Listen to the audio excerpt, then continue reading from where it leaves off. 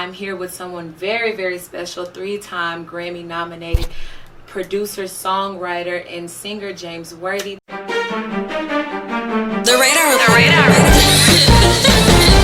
The Raydar Report. Hello everyone, we're back at the Raydar Report. It's Stanza Yvette, the Raydar Report where we highlight Black people, Black stories, and Black excellence. Today, I'm here with someone very, very special, 3-time Grammy nominated producer, songwriter, and singer James Worthy. Thank you so much for being here with us today. Thank you. A little bit about our history. We have one now. Yes, I know, right? It's crazy. Right. I interviewed him last Wednesday on Instagram Live and found out that he was here in Atlanta. So we made an opportunity for us to link during these COVID times. And so super duper excited to be here with you today. Thank you so much for being here with us at R3 Studios. We had to make it happen. We did. The interview just went so great. If you haven't already, check it out on Instagram. The highlights, or not the highlights, the entire interview. Yeah, watch the whole thing. Yes, because he really did drop a lot of gems. And today we just wanted to come back and, just further the conversation and, help people out, because I feel like you, one thing about our conversation is that you were just really not, a lot of people in this industry like to hold in their information. Yeah. They don't want to share it, and they want to make sure, like, the only way that I stay at the top is if I hold all the information in. And you were just really divulging everything and really sharing everything. So I think it's very important that we get this interview going, and this will also be featured on the Raydar Report YouTube channel, so people can watch it back and back and back and back again. Yes, I'm giving y'all gems, man. Free info. Free game. So let's get started. So let's talk about your background. You're from New York. You moved to Atlanta, but let's get into how you got started in the music industry. How did I get started in the music industry? Man, that's kind of a long story, but I would try to make it short. Well, I'm from New York, from Queens, New York. And I didn't really come from like a musical family. Like, I was just always around music. So, just different genres, just being around it, being around different types of artists, in the area. And it was just one of those things to where, like, it was just kind of the inevitable.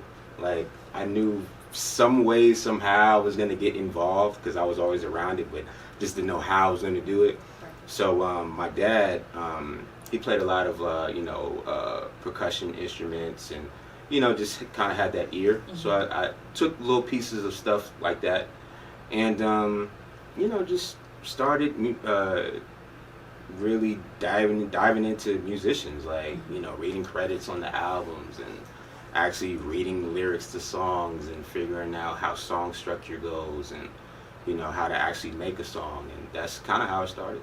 That's so dope, because you said reading lyrics, and so CDs back in ancient times we used to have CDs, and with the CDs and the CD booklet were the lyrics. And so my mom, she was a big time CD collector, and she would alphabetize her CDs together and then put the throw away the plastic part, but like put the inserts in there. So I'll be riding in the back seat and she'll call for a CD, and every time she called for one, I would take the book out and I would read the lyrics along. So that's just crazy, because I used to do that, like, growing up. I used to do that like relentlessly. Like, I mean, I would go to the record store like every weekend and just buy an album that I never heard before or never bought before, buy a vinyl, read the credits on it, like just like inform myself on just people and artists and musicians, like not even just the artists, but like the producers, the songwriters, the instruments, all that.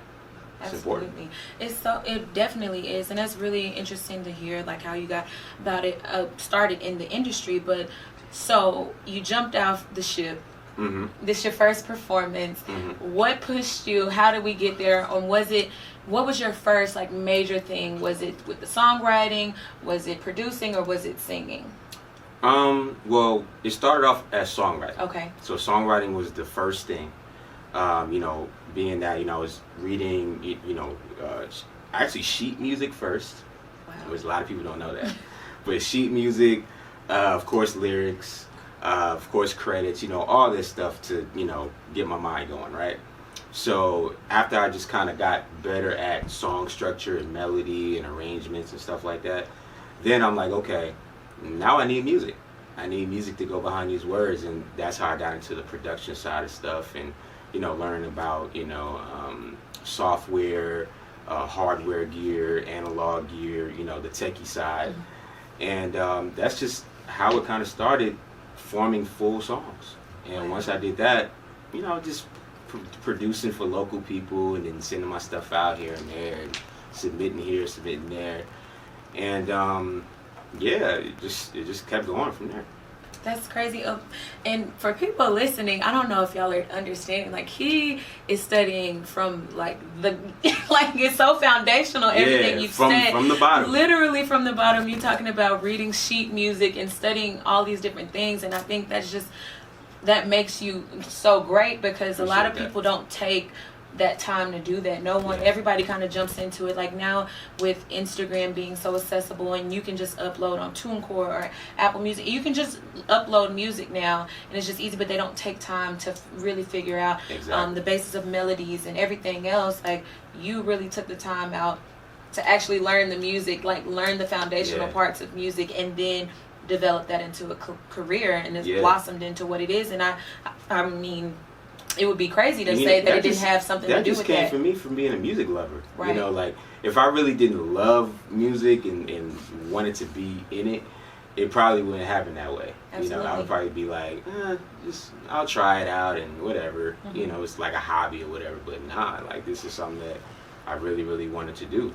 And that's something we can definitely respect that, because in this time, I feel like we don't have a lot of music lovers anymore, like people that just like, if you can get a hit and you can make it last, and I can ride that check on until it's no more. So a lot of people are just hopping in, getting that hit, and then dipping. But like, honestly, it's really admirable to see someone that really and genuinely loves music and loves to, every aspect of you. Really, I've never heard that from someone to say that they started here and studied this and did this and took all of these different steps before you even made, that try at your own career, which is crazy, but it's because you have the love for music. So you gotta have it. You have the dedication. You're gonna do what you gotta do. That's it. Absolutely. That's it. Okay, so we've talked a little bit about your background, and the people that you've worked with, like Fetty Wap, like T-Pain, Jay Holiday recently,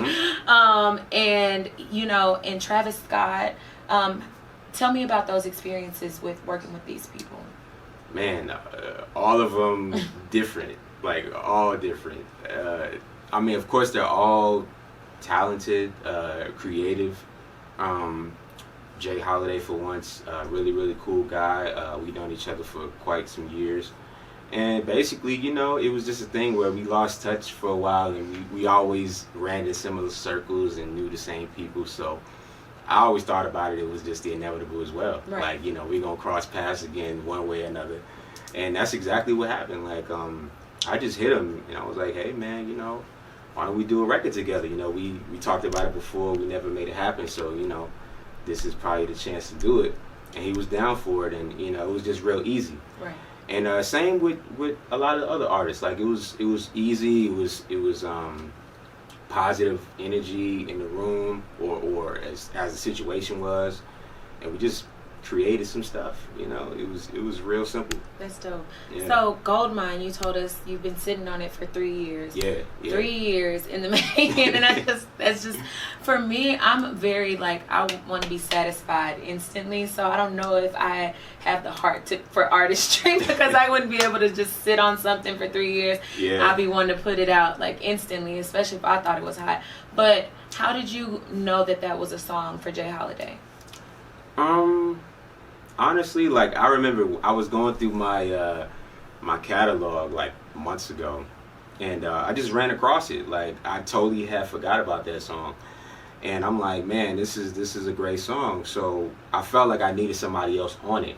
So I didn't know who I was gonna put on it. It was just a thought of who would sound good, and he was one of the people in my mind for that. And I had a couple other people too, but he was just one of those people at the top of the list. And he was just one of the people I reached out to, and he was the one that really took it serious, and that's how we made it happen. All right, that's awesome, super awesome. Okay, so we've talked about your accolades. You've done a lot of great things in the industry. We know you're a music lover. Now, let's talk about some real stuff, like get into like your rejection and how you dealt with rejection. I thought that it was very, you were very, transparent with your experiences and staying true to yourself. And so I definitely wanted to recap that whole process of staying true to you, accepting those no's when you knew you were doing it your own way. So just want you to expand on that. I remember when I first got into the industry, like professionally, it was a lot of no's. It was a lot of no's. It was a lot of like, you come over here, or I'm not feeling it. It's not really my cup of tea. It was a lot of different things, and that's to be expected. When you first coming in, you got to prove yourself, and you got to prove that you got leverage and value, to you before somebody else invests in you or whatever. But it was a thing to where like I really wasn't making what was popular, or I wasn't trying to ride the wave off of somebody else or sound like somebody else or whatever. Like my mindset was always like I'm trying to transcend or trendset, what I'm doing. And if that's going to take the long route, then I'm with it. That's how you become, legendary. And that's always been in my mind. So that was a struggle. Like, a lot of artists couldn't write to a lot of the tracks. They didn't like them, or, the labels were like, it's not really what's going on right now. So, that was a bit of a struggle. But, once I kind of figured that once you start with an artist that you believe in and produce them and get them, a great record or a body of work rather, then that's when people start, coming after you for that sound. And, that was just kind of what I was moving towards and just kept going. Absolutely. That's beautiful. So what advice would you give someone, because you said you heard a lot of no's in the beginning, and that can be discouraging to anyone. Just to I know that I've dealt or heard in this industry and in this building even, people ready to give up or ready to let go and just be done with the industry, because it is you hear more no's than yes in this industry. So how does a creative move past that, and what did you do or steps did you take to keep yourself motivated to keep pushing, knowing that you were different, or knowing that you were going to you would eventually see success? A lot of it just came from having thick skin, number one. Learning from other people's mistakes and their triumphs as well. So, if I took an interest in a musician or artist that, went through, hardships or ups and downs or whatever, I'll learn from what they did wrong and pride myself on not making that same mistake, even though I know I am. Or not the same thing, but I'll make mistakes because, you're going to make mistakes. But even if you don't make mistakes, you got to, because it teaches you how to get stronger. Right. And it teaches you how to get smarter in the business and know what not to take. And that's just what I did. Like, I just learned from my mistakes, from other people's mistakes. How did they get to their success to, fuel mine? And that's just how I did it. But I always had a confidence in myself too. Absolutely. Like, I've always been super confident, super passionate, but not in a cocky way or condescending way. Just more like, I know I'm good, but I want you to understand that through the music, you know what I mean? Absolutely. Not by me always saying that out of my mouth, Absolutely. So eventually your music got to speak for itself. Yeah, pretty but much. It took a few no's. It took some years, and it took some no's, just for it to start catching on. But that was the triumph of it. Absolutely. You know what I mean? Because if you don't have no story of losses, how you know what it feel like to win? Absolutely. So another negative thing that's put on this industry is the deals, the contracts, Mm-hmm. and being sucked into them, stuck in them, Yeah. and not knowing what you're signing. And we spoke about this last time, about how tragic that can be and how that can just, literally stop someone's career right in its tracks. For sure. If you're not recouping on the label's investment. Oh yeah. So talk a little bit about like how you walked through that, any advice you could give, and how you in your career have avoided those types of downfalls. Well, I mean, you got to learn the business. Mm-hmm. You know what I mean? Especially now, like, it's so much information that's accessible to everybody. Like, I mean, everything is on the internet. Like years ago, the internet wasn't as savvy as it is now. Right. And all of these contractual information that's out there now wasn't available back then. So you can literally know every type of contract. You can know the language. You can easily find an entertainment lawyer to look over, what's being presented to you. Like, that's the biggest thing, is know what you're reading. Absolutely. And a lot of times artists don't know what they're reading, and then they get into a bad situation because they didn't know, or they were too naive of what somebody was selling them or telling them. So that was my thing. I'm like, I want to know what's going on.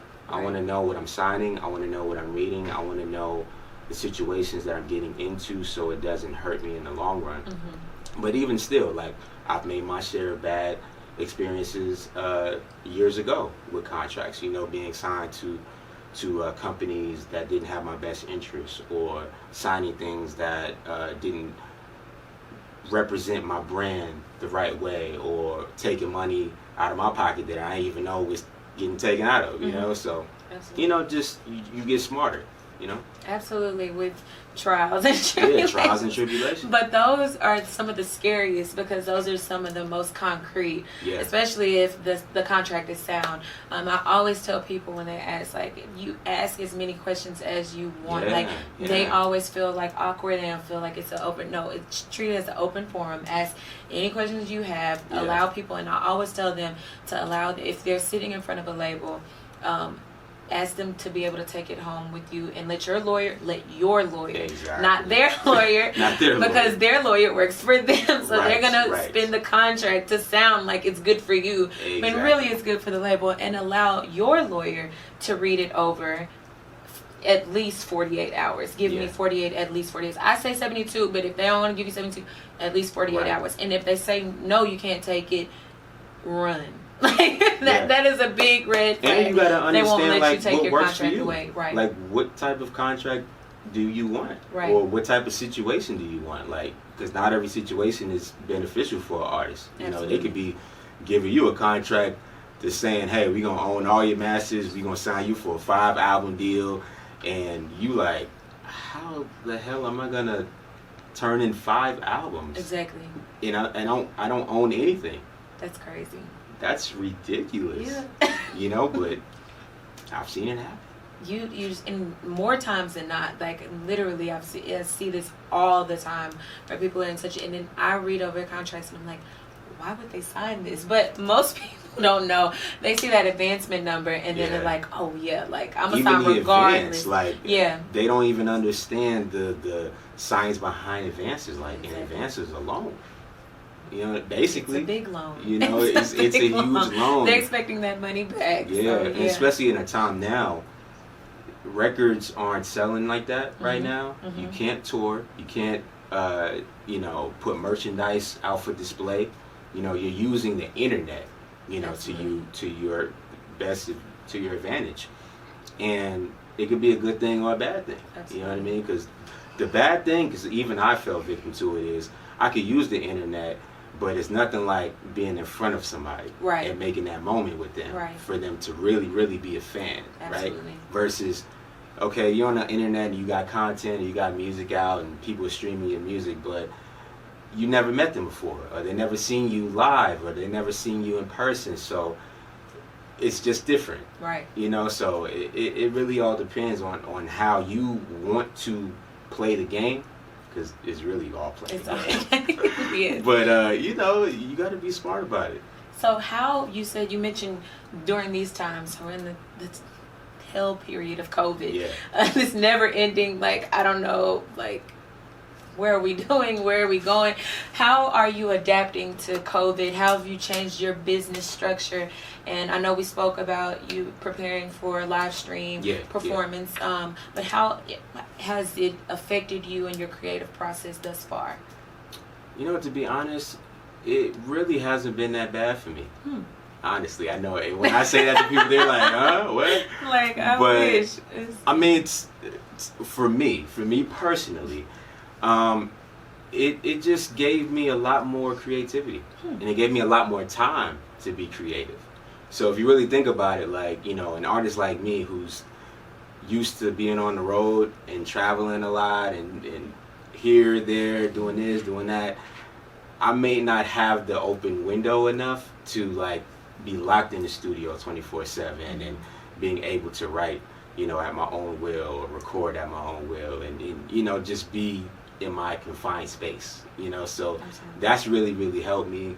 And you know, figuring out what type of new direction am I going in as far as new music, and, you know, for the new album, and what do my fans like content wise, and what do they like visually, and, you know, all these different things. So it's really helped me. It's been very good for analytical thinkers. Like, you can tell, like, you've thought analytically about all of this, like. And I've always been like that. Right. I don't want to say I'm a calculated person, but I would like agree low that key, you are. low key, because I don't know. I just like to know what's going on. Yeah, absolutely. Just me. I think that's me too. It definitely has been able to, like, help me stay focused and grounded on, like, what's at hand. Yeah. But I'm just like, I just don't like not knowing the unknown, and it just we're in this weird, like, purgatory stage of, like, middle, and it's just it's not getting better, it's not really getting worse, but it's just that middle here. ground right there. It gives me anxiety. I can't be there. Me too. I don't like it, and the mask is messing up the skin. I don't. It's a lot going on. It's a lot. It's a lot going on. COVID is taken away from us, but that's good to hear that you haven't let it allow you to get away from music, and it's actually, and I actually have heard that from creatives, that it's helped them find themselves a little bit. It gives you direction, a nice little even playing ground, you know. But also too, like, you gotta have positive energy around you as well, like, you know, not only for yourself, but, you know, the people that you're around too. You know, like, everybody needs to be on a positive playing field, because if not, and you bringing that negative energy in, then, you know, I'm feeling what you're feeling, and whatever you going through, you know, through the COVID time, and, you know, it can mess you up. Absolutely. You know, so that's why I'm like, man, let me stay out the way for a little minute, but whoever I'm dealing with, like, you know, let's keep it positive. Right. So 3-time Grammy nominated. That's huge. How is your head not huge at this point? Like, what steps do you, like, how do you work through it? Because, I mean, that would be, it's not something that you really, like, plaster anywhere. It's like something you have to dig and find out about you. So very humble. But how do you adapt to that? That's huge. I mean, it is huge, and it's a blessing. But also, and the reason why, you know, I don't plaster it everywhere for display is because I know I have so much more to do.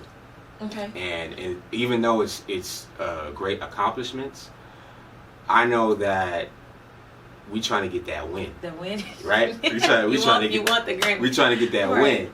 But also too, you know, I have so much more work to do.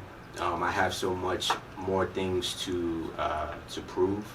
Even though I'm not one to always say, like, I'm trying to prove that I'm the greatest, and you know, even though in my mind, I am a great, you know what I mean? But I've never been that one to, like, be arrogant about, you know, my success and my accomplishments. Like, you know, my success is for the industry, it's for everybody, you know what I mean? Like, I'm a testimony to, like, you ain't gotta conform to what they doing, you know what I mean? Like, do you. Absolutely. You know, and that's why I move how I move, because, you know, if I could say, yeah, you know, yeah, I done work with this person, that person, yeah, I got this Grammy knob and this and that. Okay, all right, what's next? Right. You know, like that's always my mind. Like, what's next? Like, I did that. Okay, what's next? What's next? You know, so that's always been my mindset. Like, once I get a placement, all right, cool, I got that one. All right, so how can I get to that artist? That artist, like, I want this, I want that. So that's always been my mindset. See, that's crazy mindset. Like, cause Ray, like he says all the time, I work like I don't have any placement. I work like I'm broke. Like, that's exactly how I feel. It could all be stripped, so he's just always constantly in motion. So and I'm a forward thinker too. Absolutely. I'm a futurist. Like I always think about how things are going to evolve and how they're going to change, and you know, how is the industry going to change? How is music going to change? Calculated thinking. Yeah, that's kind of right. Yeah. Absolutely. So you know, that's just always been me. You know, and that's why I never really. I don't want to say I don't put no weight on what I've done, but I'm just such a futurist, man. I'm just like, man, what's next? How can we make things better? How can we make it bigger? How can we make it stronger? You know, that's just how I think. Absolutely. That's a great way of thinking. But okay, so tell me, we got into some deep stuff. We know your background. We know that you're a great listen. Well, thank you. Tell me about some of your inspirations, lighten the mood a little bit. Who are you inspired by? I know you mentioned Michael Jackson and things like that before, but who are some people that inspired you through your music career? Man, it was a lot of people that's inspired me throughout the journey. Let me see. We'll start from the beginning. A Tribe Called Quest, for sure. It's my favorite hip hop group of all time. Houdini, that's my second favorite hip hop group. Nile Rodgers from Chic. Pharrell, Organized Noise, Quincy Jones, Timbaland, Jay Dilla, Diplo, and Max Martin, Neo, Dionne Ward. Man, it's so many. So many people, different genres all over the place. Which I think that one of the questions I asked you that was very interesting the last time was people that you wanted to work with, and they were just from different horizons, different genres, like all over the place. So how did your musical palette get so colorful? Like, I know it goes back to you loving music, but for me, I'm kind of a set in my ways kind of girl when it comes to music, and now me working in the industry, I've had to expand my horizons on what I listen to in different, areas. But how did you grow to just love so many different types of music? Man, it's just being a music lover, just loving all genres, so I love house music, I love dance music, I love R&B soul music, I love hip hop, of course. I love EDM, electronic music, so they all have different textures. Absolutely. And what I always tell people is they all have different colors, and I see music sometimes as colors as well, as in a metaphoric way of mood and energies, So, with the different artists that I listen to and that I admire and want to work with as well, they have those elements, so those are the people that I want to be associated with, because I'm the same way. Absolutely. I think it's really dope because, like I said, I would never say never, but EDM music, I wouldn't just get in the car and just be like, yeah, let me find, but it's different. But I think I really respect that. You gotta be in the mood. Absolutely. All music is different moods. So, I might be in that EDM mode, and then, I might be in the R&B mode. You never know. You never know. Absolutely. So as we wrap up this interview, what is next for James Worthy? What is coming up? Where do you see it going? What is next for you? What's next for me? Well, I am currently crafting my debut album. Okay. So I've been really honing in on that. Stuck in the studio, vibing out, creating. So it's coming out amazing so far. That's awesome. I'm really excited about that.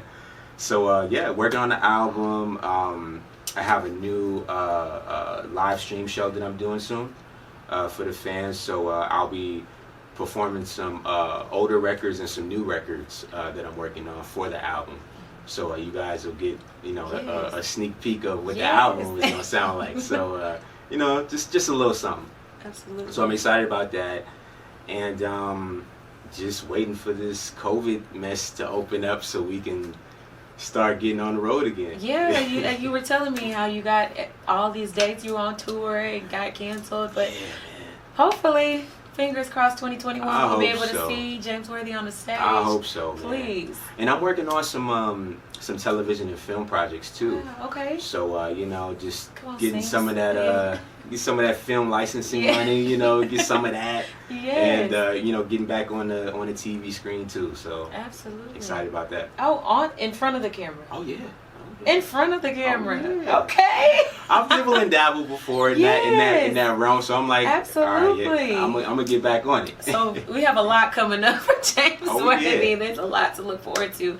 But thank you so much again for taking time out of your Wednesday to spend time with us here at the Raydar Report. Nothing but working on music, so this was a perfect day for me. Yes, this is awesome. Well, here you guys have it. So much more in store for James Worthy. Thank you all for tuning in. This is the Raydar Report, and we'll see you next time. Cut. Thank you. That was good. Yeah, that was good. That was great. You two. I'm gonna put you out next time. Oh Lord. See, we was talking about this. No. I wasn't even paying attention. What was they doing? I heard them. I just kept hearing. It's like I couldn't hear. I can't make out the words, of course, but I'm hearing the. Hey, Manny, get a picture so we can get. Yeah, definitely. Just talking about how great you look. Oh, thanks.